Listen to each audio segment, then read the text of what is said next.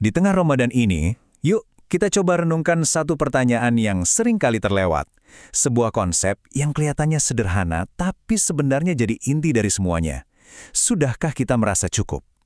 Nah, udah masuk hari ke-9 nih. Kita udah lebih dari seminggu menjalani Ramadan. Ini bukan lagi awal-awal, tapi juga belum di ujung. Momen yang pas banget buat kita berhenti sejenak dan beneran ngobrol sama diri sendiri. Di titik ini, tubuh Anda mungkin udah mulai nyetel, ya. Rasa lapar yang di awal-awal terasa nyiksa, sekarang mungkin udah jadi rutinitas harian yang lebih akrab. Begitu juga sama bangun sahur. Alarm yang tadinya musuh bebuyutan, sekarang jadi panggilan yang udah kita antisipasi. Disiplin fisik kita nih udah mulai kebentuk. Eits, tapi tunggu dulu. Di balik semua disiplin fisik yang udah mulai kita kuasai ini, ada satu tantangan lain yang jauh lebih subtle. Sebuah pertarungan batin yang mungkin belum sepenuhnya kita taklukkan. Dan inilah dia, inti dari renungan kita hari ini. Kemampuan untuk beneran merasa cukup. Ini dia nih, arena latihan spiritual kita yang sesungguhnya. Oke, mari kita bedah paradoks yang menarik ini, keinginan yang gak pernah puasa. Kenapa ya pas tubuh kita ngerem, keinginan kita malah ngegas? Nah, lihat deh, kontras yang tajam banget ini. Di satu sisi, tubuh kita secara sadar menahan diri. Ia berpuasa.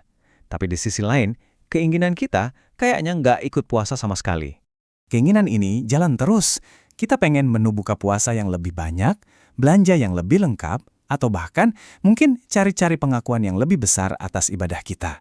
Hasrat untuk lebih itu kayaknya nggak ada liburnya. Padahal ya salah satu esensi terdalam dari Ramadan itu justru buat ngajarin kita tentang batas. Bukan cuma batas makan dan minum loh, tapi batas dari keinginan itu sendiri. Jadi kalau cukup itu bukan soal jumlah, lalu apa dong artinya? Yuk kita kupas bareng-bareng di bagian kedua ini. Nah, ini dia poin pentingnya. Cukup itu bukan soal punya sedikit, tapi soal punya kesadaran buat tahu kapan harus bilang stop. Kapan harus bilang ke diri sendiri, oke, ini sudah cukup. Dan ini ngena banget kan? Yang bikin kita capek batin itu seringkali bukan karena kita kekurangan sesuatu, tapi karena kebiasaan kita buat terus-terusan ngebandingin hidup kita sama pencapaian orang lain. Nah, perbandingan inilah yang seringkali bikin garis antara apa yang beneran kita butuhin sama apa yang cuma sekedar gengsi jadi kabur. Mari kita telusuri lebih dalam. Coba deh kita jujur-jujuran sama diri sendiri. Seberapa sering kita ngasih label kebutuhan ke sesuatu yang sebenarnya nggak mendesak? Sesuatu yang kita rasa, wah gue harus punya ini. Dan inilah jawaban yang kadang agak pahit buat diterima. Seringkali itu bukan kebutuhan, tapi cuma gengsi. Keinginan buat tampil beda, buat diakui, biar nggak ketinggalan. Ini pertanyaan reflektif yang penting banget. Kalau kita nahan diri seharian penuh cuma buat balas dendam pas azan maghrib, makan dan minum berlebihan, terus apa dong esensi dari latihan yang kita jalani selama ini? Untuk nemuin jawabannya, kadang kita cuma perlu kembali ke hal yang paling dasar. Yuk, kita dengerin pelajaran yang diajarin langsung sama tubuh kita, yaitu pelajaran dari rasa lapar. Rasa lapar itu ngasih satu pelajaran yang super simple tapi kuat banget. Dia nyadarin kita kalau kebutuhan dasar kita buat bertahan hidup itu ternyata nggak sebanyak yang selama ini kita bayangin loh. Coba lihat betapa sederhananya.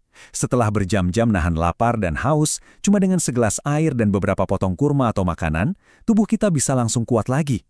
Ini nunjukin betapa sedikitnya yang beneran kita butuhin. Nah, sebagai penutup obrolan kita kali ini, saya mau ninggalin Anda dengan sebuah pertanyaan untuk dibawa pulang dan direnungkan. Di momen hari ke-9 ini, saya ajak Anda buat berhenti sebentar, tarik napas, dan ajukan satu pertanyaan ini ke diri sendiri sejujur-jujurnya. Pertanyaannya adalah, apakah kita beneran lagi melatih diri buat ngerasain esensi dari kata cukup? Atau jangan-jangan kita cuma lagi neken tombol pause di semua keinginan kita, terus nungguin azan maghrib dengan gak sabar buat neken tombol play lagi? Karena pada akhirnya, kemenangan sejati dalam hidup dan dalam Ramadan mungkin bukan soal ngumpulin lebih banyak barang atau pujian, tapi soal mencapai kedamaian batin dengan merasa cukup atas apapun yang udah kita miliki saat ini.